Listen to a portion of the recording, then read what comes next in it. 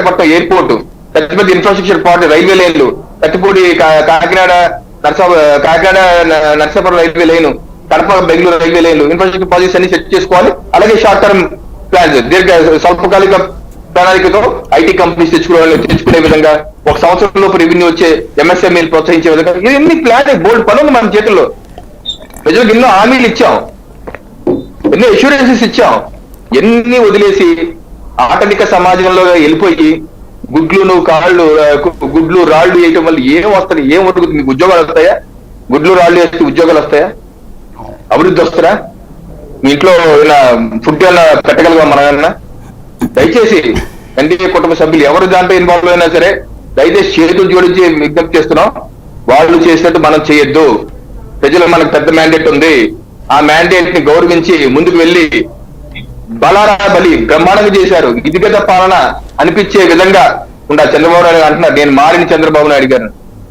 మన నాయకులందరూ అలా ఆ రేంజ్ లో ఉంటే మనం ఆవేవో గట్టిన వేస్తే దూడదు వేస్తారు అన్నట్టు మనం ఎక్కడో ఉంటే ఎలా కుదురుతుంది?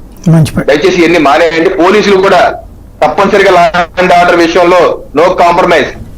దగ్గరుండి ఆపలేకపోవడం వైఫల్యం. తప్పనిసరిగా డీజీపీ గారు దీన్ని రెక్టిఫై చేయవలసిందే. సాయి గారు. రైట్. మాదిరెడ్డి గారు. నమస్కారం సాయి గారు. ముందుగా మీకు, రవికిరణ్ గారికి, అదేవిధంగా శ్రీనివాస్ చౌదరి గారికి, రామకృష్ణ గారికి అందరికి కూడా శుభ సాయంత్రం. శ్రీనివాస్ చౌదరి గారు, రవికిరణ్ గారు చెప్పింది నిజంగా ఐ వాజ్ మెస్పరైజ్డ్ అండి. చాలా చక్కగా, చాలా బాధ్యతాయుతంగా, చాలా రాష్ట్ర ప్రజల పట్ల వాళ్ళకు ఉన్నటువంటి ప్రేమానురాగాలు కూడా కనపడింది.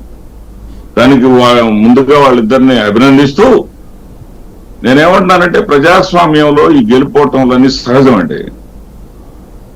వైఎస్ఆర్సీపీ 2014లో ఓడిపోయినప్పుడు 1,23,00,000 ఓట్లు వచ్చినాయి. ఇప్పుడు ఓడిపోయినప్పుడు కూడా 1,33,00,000 ఓట్లు వచ్చినాయి. 10 లక్షల ఓట్లు పెంచే వచ్చినాయి. అప్పుడు వాళ్ళకు వచ్చినటువంటి 39.17% కన్నా మాకు 39.37%, కొంచెం ఎక్కువే వచ్చినాయి ఓట్లు. ఇక్కడ ప్రజాస్వామ్యంలో సీట్ల సంఖ్య కాదు, ఇందాక నరేంద్ర మోడీ గారు చెప్పారని రవికిరణ్ గారు చెప్పినట్లుగా సీట్ల సంఖ్య కాదు. ఇక్కడ భావోద్వేగాలు, ప్రజలకు అధికారం అనేది ఎంతో బాధ్యత. ఒక్క విషయం సాయి గారు నేను మీతో చెప్పదలుచుకున్నది ఏంటంటే, అటు పవన్ కళ్యాణ్ గారు కానీ, చంద్రబాబు నాయుడు గారు కానీ ప్రెస్ మీట్ లో చాలా అద్భుతంగా, చాలా చక్కగా, చాలా బాధ్యతాయుతంగా మాట్లాడారు. లా అండ్ ఆర్డర్ మీద దృష్టి పెట్టాడు ఆయన. ఎవరు? పవన్ కళ్యాణ్ గారు. చక్కటి లా అండ్ ఆర్డర్ ఇవ్వాలి, మనం ఇచ్చినప్పుడే వాళ్ళకి మనకు తేడా ఉంటుంది అనేటటువంటి అర్థంలో చాలా చక్కగా ఆయన మాట్లాడు. అదేవిధంగా నేను మారిన మనిషిని అన్నాడు చంద్రబాబు నాయుడు గారు. సరే, ఆయన కూడా అనేక ఎక్స్పీరియన్సెస్, వాటి అనుభవాలు, చేదు అనుభవాలు, తీపి అనుభవాలు, వీటన్నిటితో ఆయన మారి ఉండొచ్చు. కానీ ఇక్కడ కార్యకర్తలను సంయమనం పరచడంలో మాత్రం